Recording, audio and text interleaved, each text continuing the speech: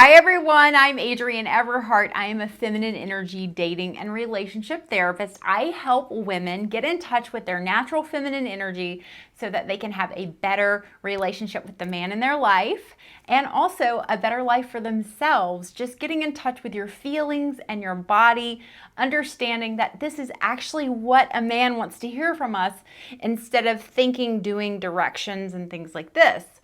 So I am making this video to share with you my top 5 questions that I have answered time and time again. I could answer them in my sleep that I have gotten in the year 2020. Now, it may be the year 2027 and you're watching this video and it's still going to be relative because relationships really haven't changed very much over our lifetimes. If women have more freedom, there are other boundaries in place, but also men have gotten kind of, withdrawn and more in their feminine energy, and they kind of pull away from women more. They don't want to commit and things like this. This has kind of always been going on. You can go back and read a Jane Austen novel, and you will see a very similar thing happening just as in today's day and time.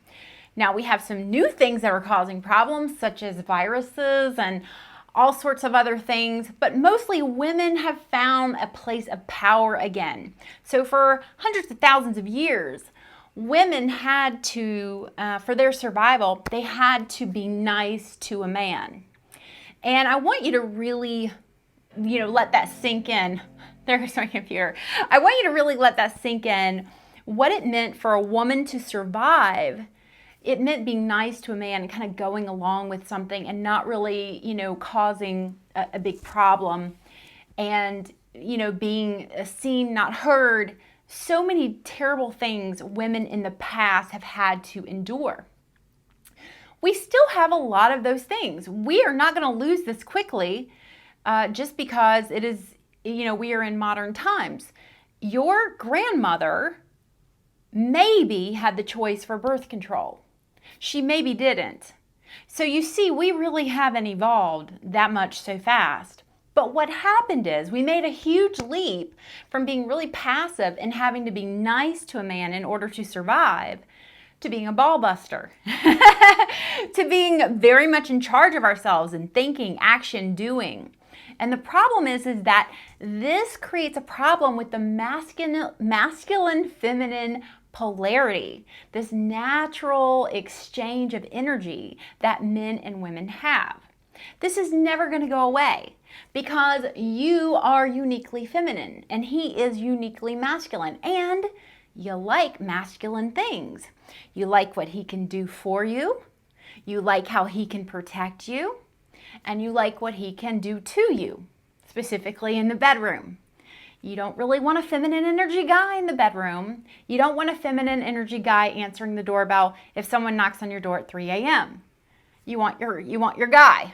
And so we like a masculine energy man, but for a lot of us, masculine energy kind of scares us. I know it did me. It was like actually a really big turnoff. I was scared of masculine energy guys.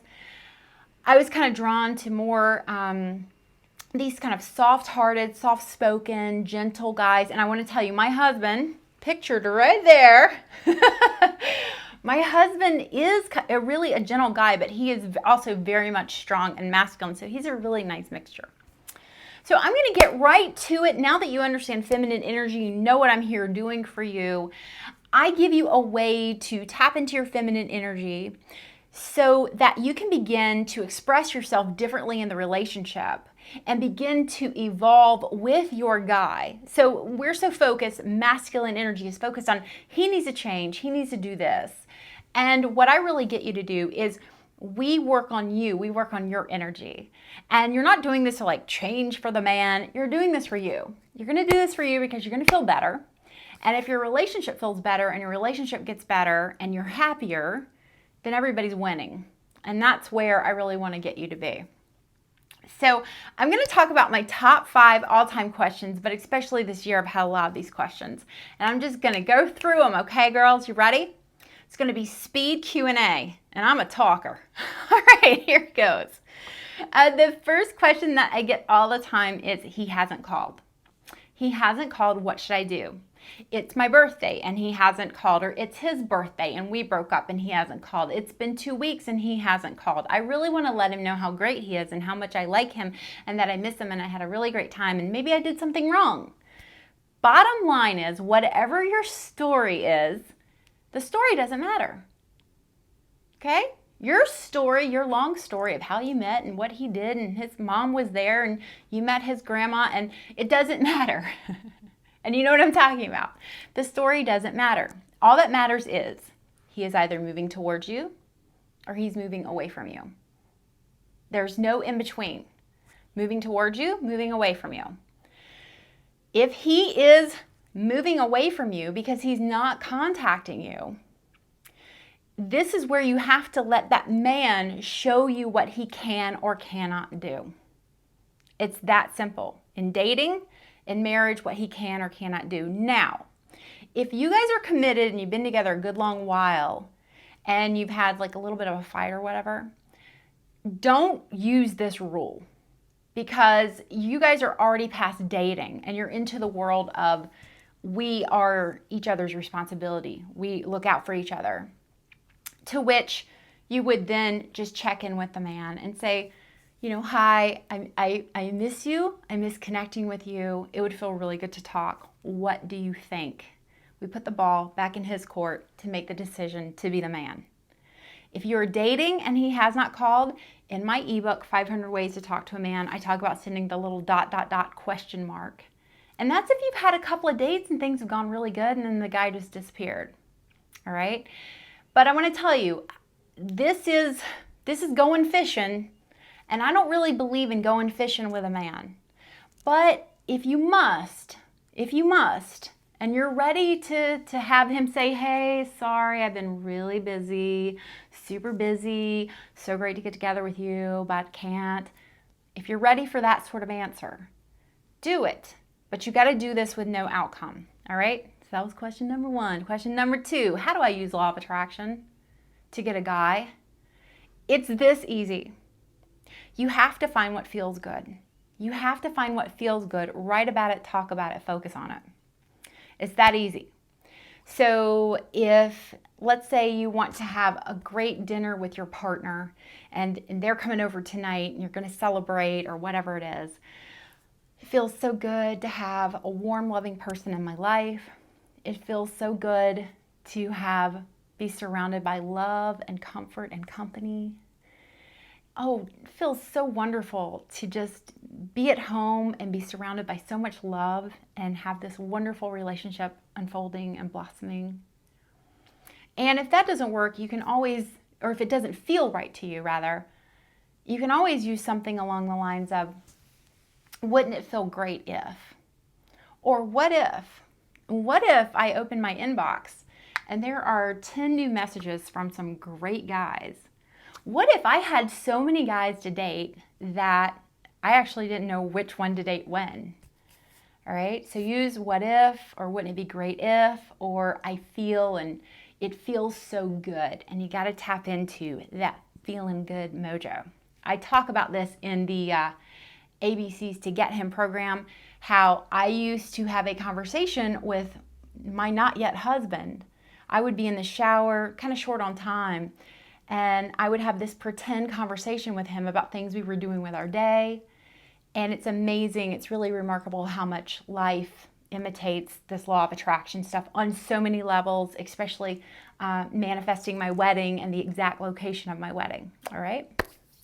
So that's how you use law of attraction. I have a program called New Man Manifesto if you want to go deeper into that. Next question. And by the way, ladies who are married with husbands, I got one for you at the end here specifically. Although even with dating, you can apply this even if you're married. You can apply it. So what is the first thing I should do after a breakup or distance? What is the first thing I should do? My first thing I want you to do is put him in front of you. As he is, as he's showing up, put him in front of you. So I'm going to talk about the artist. The artist is the guy that came over one day out of the blue and just said, I don't want to be in a relationship anymore. I've thought about it. I've thought a lot about it. I don't want to be in a relationship anymore. And he walked out the door and never talked to him again. Just left me rock bottom, all right? Again, read about it in the ABCs to get him back. You can learn more about it in that video program. But the first thing, if I could go back in time, the first thing that you want to do is put him in front of you. And again, married or single, married or dating or relationship, apply yourself into these scenarios. Put him in front of you as he is. Walking out the door, being apathetic, arms crossed, not looking happy. Take a good look at him as he is now and ask yourself, is this really my dream relationship? The way he's showing up right now, is this really my dream relationship? A part of you is going to go, yes, I love him. He's the one I want, Adrienne. I want you to just set that aside. I'm not here to talk you out of this guy. But as he is now, not calling you, arguing with you, dumping you, ghosting you, not caring about you, not calling you on your birthday, whatever it may be, as he is, put him in front of you, girls, and see him standing there. Jobless, whatever it is. Everybody loses their job, but that is not a reason to walk out on your partner. Put him in front of you. Is this your dream relationship? Is this what you have waited your entire life for? This guy. Get an answer. Get really clear if that's it. So your answer is likely going to be no. This is not what I have waited my entire life for. Good God, I look back on the artist, this dumpy, broke, skinny, not all that talented, nice but moody AF guy. Why? This was not my dream relationship. It is so clear. But at the same time, when they turn their back on you and they walk away from you, they activate you. They activate you to pursue, like a little hunting dog. And most of us have been abandoned at some point in time, like in childhood or even early on in dating. And it makes us want to pursue. So that's what's happening. And I get you to clear your energy. Is this really my dream relationship? All right? That's all you have to do. Even if your husband's misbehaving, look at him, put him in front of you. Is this really my dream guy? No, it's not. So it gets your energy off of him so we can start working on you. Because this is where the magic's at. The magic's inside of you. The magic isn't like, what is he doing? How did he feel? What did he say? What can I say to him? That's not where the magic happens. The magic happens on you. So when you disconnect from him, you unplug from him, you begin to change. You become more radiant. It starts instantly. It starts with your energy. Question number 4. He wants you. He loves you, maybe. He wants to date you. He's coming around all the time, blowing up your phone. He wants to see you, whatever it may be. But he doesn't want a relationship. I don't want a relationship. I don't want to be married, but I want to date you. I like you. We can hang out. All right. I had that with Jeff pictured here.